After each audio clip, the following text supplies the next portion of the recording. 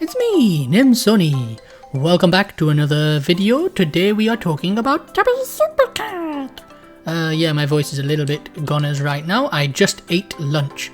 Now, what are we talking about today? So, what I've been doing recently, and I kind of started this, you'd have to excuse how basic this little test scene is and how basic the character controller is. I have been working on this since literally a day and a half ago, so it's not much done, and I've been writing things from scratch. But what's the reason for that? Well, I've been moving the systems, the gameplay systems of a number of my projects over to a fixed update loop. Now, why have I been doing that? Well, I've recently been playing a little bit more of Mario Odyssey, and you can tell that I've been trying to make Tubby move a little bit more neatly based on Mario Odyssey. This is all completely custom scripted again, so I've rewritten everything from scratch because I've also been moving a lot of my systems into a state management system. The old version of Tubby had some really bad code, which was written, it's like 1,000 lines in one script file, and that's it. It's just all in one script file, very, very badly designed. So many character game mechanics as well, and it's all in one place. It's very hard to work with. I've now made it into a proper state machine so that I can actually switch between states, which you can actually see here with Tubby. If I run off a platform, I haven't allowed it to switch to the falling state yet. There isn't a falling state yet, and there isn't the jump state doesn't get activated either until I press a button, and then only then does it actually fall. So his falling doesn't actually activate until I switch to the falling state. So while he's on ground, he doesn't actually do any falling. So that's just a little bit of a hint that there's something different going on here.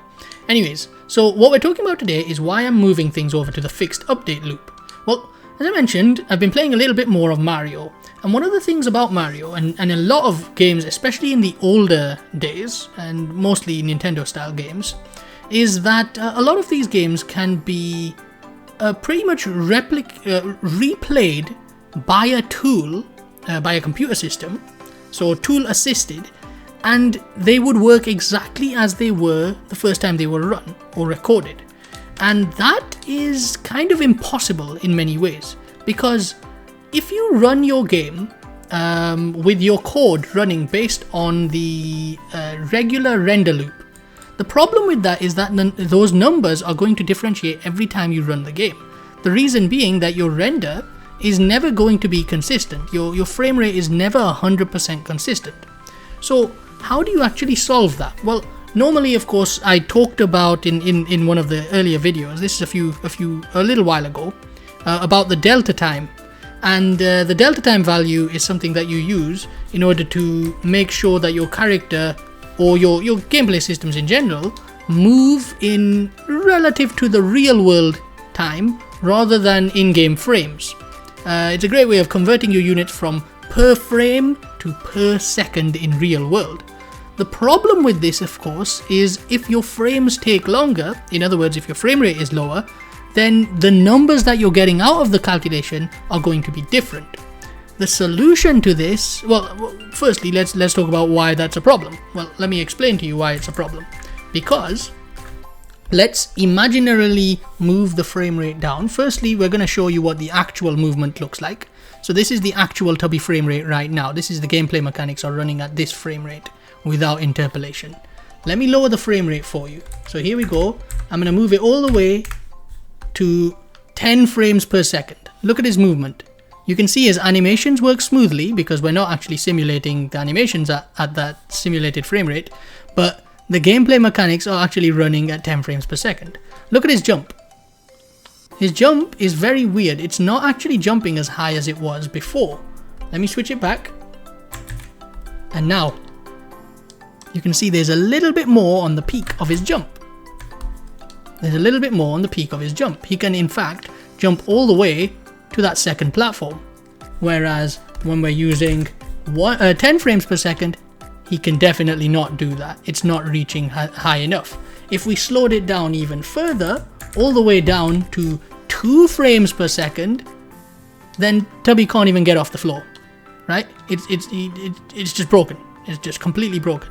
And that shouldn't happen, because that means that every frame rate the game plays at is going to have different gameplay mechanics. The actual gameplay is different depending on what frame rate it's running at. That's not good. So what I'm doing here is I'm moving all of my gameplay systems into the fixed update loop. This means that I have it set to the fixed rate, and in this case I'm running the time step at 0.03, which means you're going to get 33 frames per second, or 33.3 recurring frames per second. This is going to apply regardless of how smooth the game is running. So even if you're running the game on a super duper computer at 500 frames per second, on a monitor that's 500 frames per second, with input lag that is appropriate to that, it still isn't going to make a difference to the gameplay mechanics. Pause the video, hold on, I just realized something. So this is a message for Linus of Linus Tech Tips. In one of your videos, you described how having a higher frame rate might give you a chance of improved gameplay skills due to like improved reaction times thanks to lower input lag.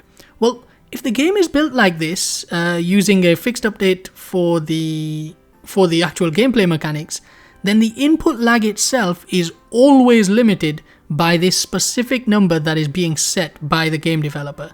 So this kind of dismantles your hypothesis on input lag and improved gameplay reaction. It doesn't matter if you had a 1000 Hz monitor or a 5000 Hz monitor with the appropriate input from that as well. You would still not have any impact on your input lag, provided you're playing above the frame rate that is being set by the fixed update loop. So yeah, and I gather from my guesstimate, I would assume that a lot of Nintendo first-party games are built this way, and anyone who kind of listens to this as advice, this video, is likely to build their games in that way as well. So yeah, I'm just kind of making the world a little bit more fair at the expense of all those gamers who think that having a higher frame rate monitor might actually improve their gameplay skills. It won't, not in my games, it won't, sorry. Back to the video. The gameplay mechanics will still run 33 frames per second, so it's still going to calculate all of gameplay mechanics 33 times a second. But how do we make that smooth? Because obviously, right now, if we were to visualize the collider here, then this is a problem, because as you can see, it's not smooth. It doesn't look smooth. Especially if we lower the frame rate, you can actually see it. It doesn't look smooth at all.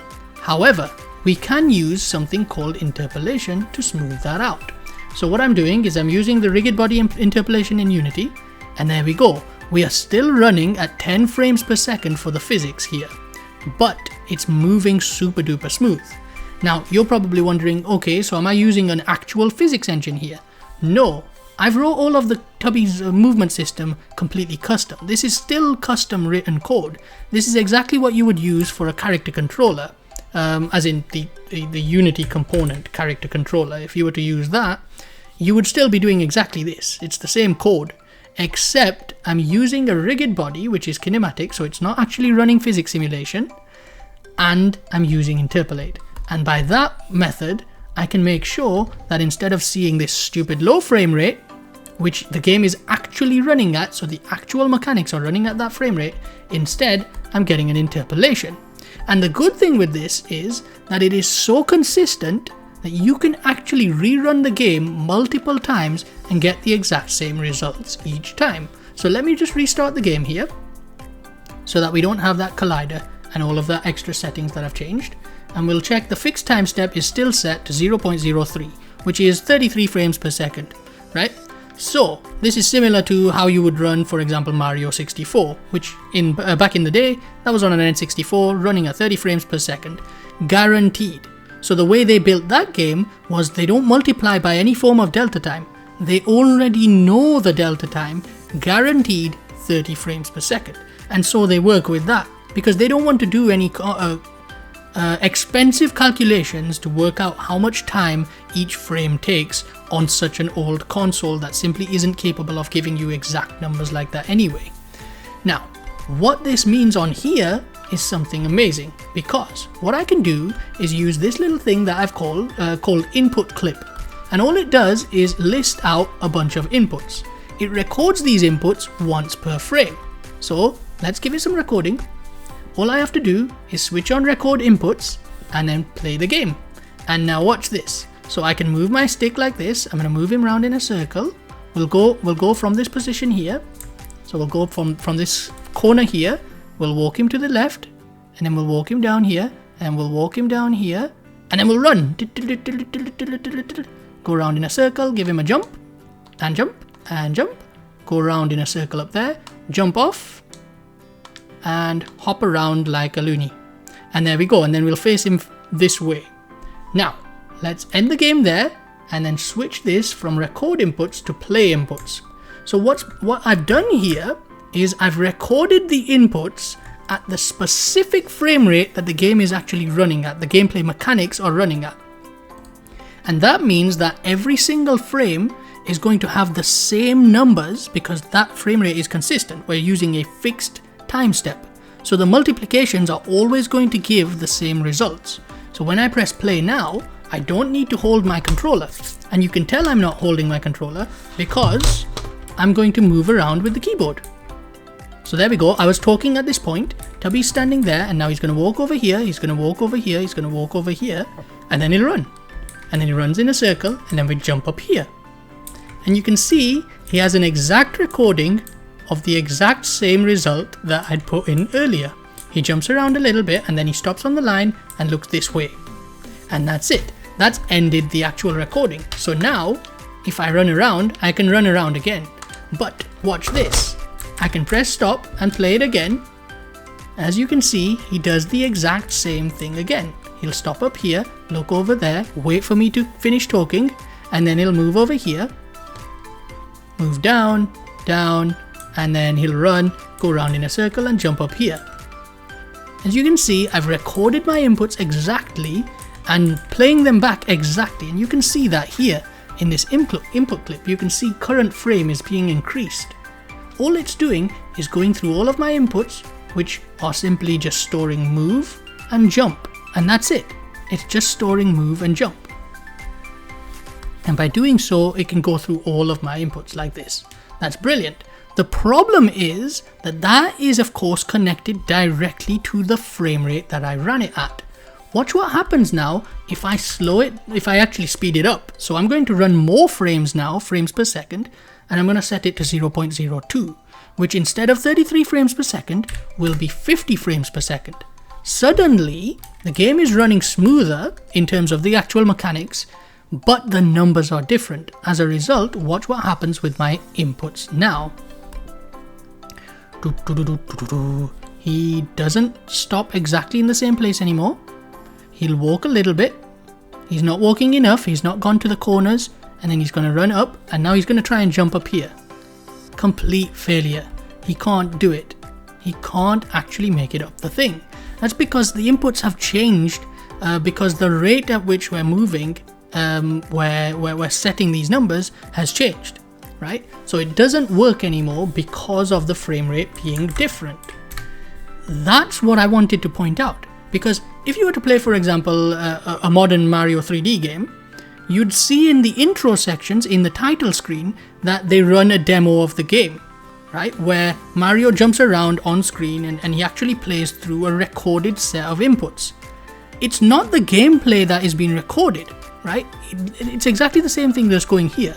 I'm not recording all of the variables and everything inside my scripts. I'm only recording the inputs, and as you can see, each frame is just 2 variables. That's all that's being played back. The gameplay mechanics work so consistently that every single time I run the game, like so, Tubby does exactly the same things, even though the only thing I'm doing is playing back the inputs. So the calculations work out exactly the same every single time, provided that rate is fixed. And this fixes a number of issues as well.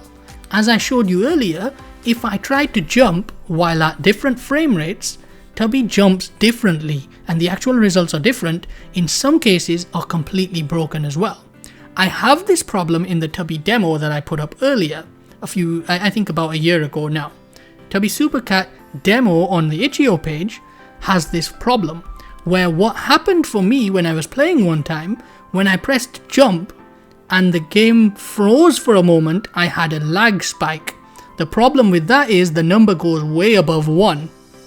So I had something like 2, which is about half a frame per second, right? It took 2 seconds to run 1 frame, right? Which is not good, because what that means is when I multiplied my jump by the value, it made it jump super duper high, and Tubby ended up here from one single jump. That's not good. You don't want a game that is going to break itself just because of the frame rate, and hopefully this one explained that quite well.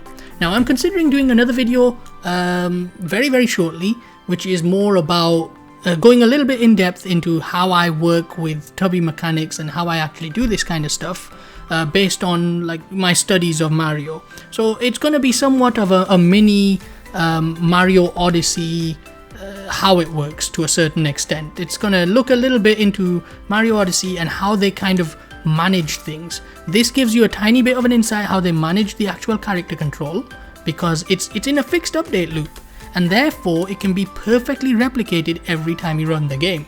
This makes it super consistent. I actually do this for, well, I'm currently doing this for all of my games, with of course the exception of VR, which funnily enough just happens to be running in the fixed update loop anyway, because I'm using physics objects, so they're already running in physics step, right? So there we go.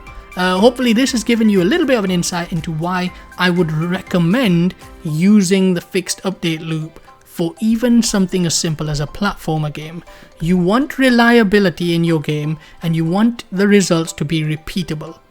So much so that if you recorded just the inputs, it would play back exactly the same results every time you run the game, which is excellent. There we go. You can just see him repeating those results every single time. Perfect, perfect, perfect, and then he runs off to the left. In a circle twice, jump over here, boink, boink, boink, and there we go. Yeah, you want your game to be so mechanically repeatable that even when you just repeat the inputs, it works exactly as is. Thanks very much for watching this video. Look forward to the next one, where I'll describe a little bit more. I'll go a little bit more in depth in these kinds of ideas. Thank you, and see you in the next one. Goodbye.